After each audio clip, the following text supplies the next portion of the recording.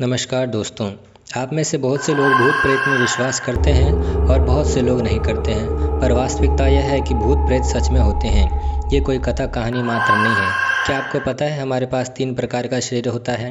पहला सूक्ष्म शरीर, जो 3 सूक्ष्म तत्वों से बना होता है। उसे हम देख नहीं सकते पर अनुभव कर सकते हैं। वो आप भी जानते हैं, वह है मन, बुद्धि और अहंकार। दूसरा शरीर स्थूल शरीर होता है।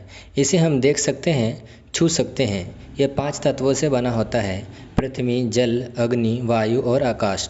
और तीसरा शरीर है आत्मा, जो सबसे सूक्ष्म होता है। इसे भी महसूस किया जा सकता है पर देख नहीं सकते हैं, छू नहीं सकते हैं। यह भी 3 तत्वों से मिलकर बना होता है। वह है सत्य, चित्त और आनंद, जिसे हम सच्चिदानंद भी कहते हैं।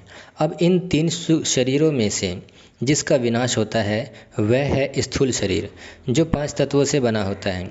बाकी सूक्ष्म शरीर और आत्मा का विनाश कभी नहीं होता है, ये हमेशा रहते हैं। मृत्यु के बाद ये दोनों फिर से एक नया स्थूल शरीर लेता है। यह शरीर 84 लाख प्रकार के योनियों में से कोई भी हो सकता है, जैसे मनुष्य, पक्षी, पशु, कीट आदि। शरीर कर्म के आधार पर ही मिलता है। जिसका कर्म जैसा होगा वैसा ही शरीर मिलेगा। परंतु कभी कभी ऐसा होता है कि किसी को कोई स्थूल शरीर नहीं मिल पाता है। अगर किसी की समय से पहले मृत्यु हो गई हो, या उसका दाह संस्कार नहीं हुआ हो, या उसका पिंडदान नहीं हुआ हो। सकाम कर्म के विधि विधानों के अनुसार कुल के पितरों को समय समय पर जल तथा पिंडदान दिया जाना चाहिए।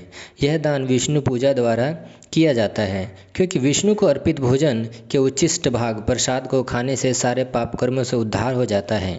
कभी कभी पितृगण विविध प्रकार के पाप कर्मों से ग्रस्त हो सकते हैं, और कभी कभी उनमें से कुछ को स्थूल शरीर प्राप्त न हो सकने के कारण उन्हें भूत प्रेतों के रूप में सूक्ष्म शरीर धारण करने के लिए बाध्य होना पड़ता है। अतः जब वंशजों द्वारा पितरों को बचा प्रसाद अर्पित किया जाता है तो उनका प्रेत योनि या अन्य प्रकार के दुखमय जीवन से उद्धार हो जाता है।